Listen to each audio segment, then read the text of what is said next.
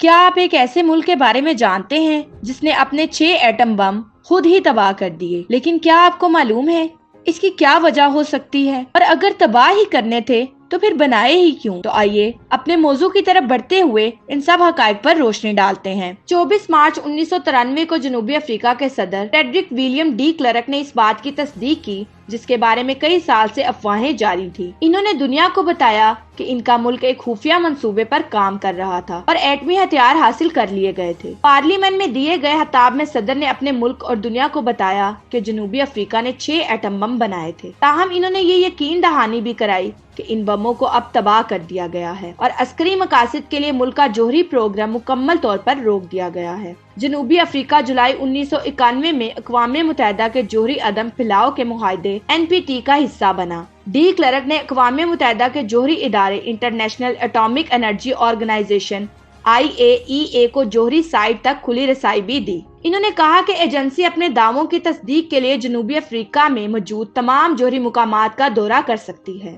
اس اعلان کے ساتھ ہی ڈی کلرک نے جنوبی افریقہ کو جوہری ہتھیار تیار کرنے والے ممالک کے چھوٹے گروپ میں شامل کر لیا۔ اس کے علاوہ جنوبی افریقہ NPT کا حصہ بننے سے پہلے جوہری ہتھیاروں کو مکمل طور پر ترک کرنے والا پہلا اور واحد ملک بن گیا۔ 1990 کی دہائی میں یوکرین نے بھی اپنے جوہری ہتھیاروں کو تباہ کرنے پر رضامندی ظاہر کی، لیکن یہ ہتھیار اسے سابق سوویت یونین سے وراثت میں ملے تھے۔ لیکن سوال یہ ہے کہ جنوبی افریقہ نے ایٹم بم کیسے بنائے اور انہیں تباہ کرنے کا فیصلہ کیوں کیا؟ پرامن مقاصد کے لیے جوہری منصوبہ جنوبی افریقہ نے 1948 میں ایک قانون بنا کر اٹامک انرجی بورڈ قائم کیا، جس کا مقصد ایٹمی توانائی میں مواقع کو تلاش کرنا تھا۔ 1960 کی دہائی کے اوائل میں جنوبی افریقہ نے تحقیقی سرگرمیاں شروع کی اور دارالحکومت پریٹوریا سے تقریباً 40 کلومیٹر کے فاصلے پر پیلنڈابا جوہری پلانٹ قائم ہوا۔ ایٹمی پروگرام کے اس ابتدائی مرحلے میں مقصد پرامن تھا۔ جنوبی افریقہ کے پاس یورینیم کے ذخائر تھے اور اس اہم مادے کو افزودہ کرنے کے طریقے تلاش کرنے پر بھی کام شروع کر دیا گیا۔ واضح رہے کہ یورینیم افزودگی کی ٹیکنالوجی جوہری ہتھیاروں کی تیاری میں اہم کردار ادا کرتی ہے۔ 1960 کی دہائی میں ابتدائی کامیابی کے بعد حکومت نے صنعتی پیمانے پر کام کرنے کے لیے ایک پائلٹ پلانٹ قائم کیا۔ 1970 میں اس وقت کے وزیر اعظم DJ ورسٹر نے ان منصوبوں کے بارے میں پارلیمان کو آگاہ کیا اور کہا کہ ملک کا جوہری پروگرام پرامن مقاصد کے لیے ہے۔ جنوبی افریقہ کے پاس یورینیم کے ذخائر تھے اور وہ سمجھ رہا تھا کہ مستقبل میں افزودہ یورینیم سے معاشی فوائد حاصل کیے جا سکتے ہیں۔ اس کے ساتھ ساتھ جنوبی افریقہ نے غیر عسکری مقاصد کے لیے جوہری مواد کو استعمال کرنے کے امکانات بھی تلاش کرنا شروع کر دیے۔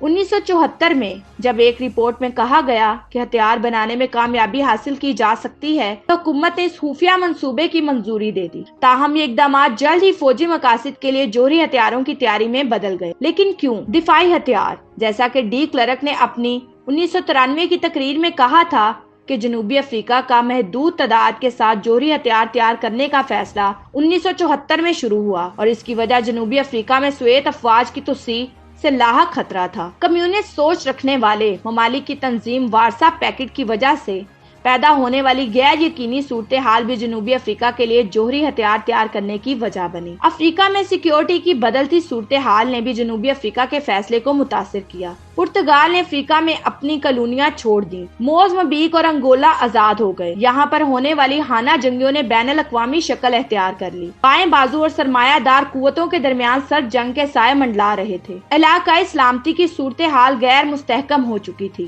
انگولا میں کیوبا کی افواج کی تعداد بڑھ رہی تھی۔ جنوبی افریقہ نے محسوس کیا کہ اسے ایک حفاظتی ہتھیار کی ضرورت ہے۔ صدر نے پارلیمان کو بتایا کہ ان کا ملک حملے کی صورت میں غیر ملکی امداد پر انحصار نہیں کر سکتا۔ جنوبی افریقہ اپنی نسل پرستی کی پالیسی کی وجہ سے بین الاقوامی سطح پر بھی الگ تھلگ تھا اور اس پر اسلحہ خریدنے پر پابندی عائد کی جا رہی تھی۔ ان وجوہات کی بنا پر بھی جنوبی افریقہ کے لیے حالات نازک تھے اور ساتھ ہی جنوبی افریقہ جوہری توانائی کے میدان میں بھی تنہا ہوتا جا رہا تھا۔ امریکہ نے جنوبی افریقہ کے ساتھ جوہری ہتھیاروں کی معلومات کا تبادلہ روک دیا۔ 1978 میں امریکہ نے ایک قانون پاس کیا جس کے تحت جوہری ٹیکنالوجی ان ممالک کو نہیں دی جا سکتی جو NPT کا حصہ نہیں تھے۔ میں امید کرتی ہوں آپ کے لیے ہماری یہ ویڈیوز بہت انٹرسٹنگ اور انفارمیٹیو ہوتی ہوں گی، اور اگر آپ چاہتے ہیں کہ ہم ایسے ہی آپ کے ساتھ اہم موضوع شیئر کرتے رہیں تو ہمارے چینل اقرا اسلامک سٹوریز کو لائک، شیئر اور سبسکرائب کرنا مت بھولیں، اور ساتھ ہی ساتھ بیل آئیکن بٹن کو ضرور پریس کریں اور اس کا بقیہ حصہ ہمارے سیکنڈ پارٹ میں ضرور دیکھیں۔ اب میں آپ سے اجازت چاہوں گی۔ شکریہ،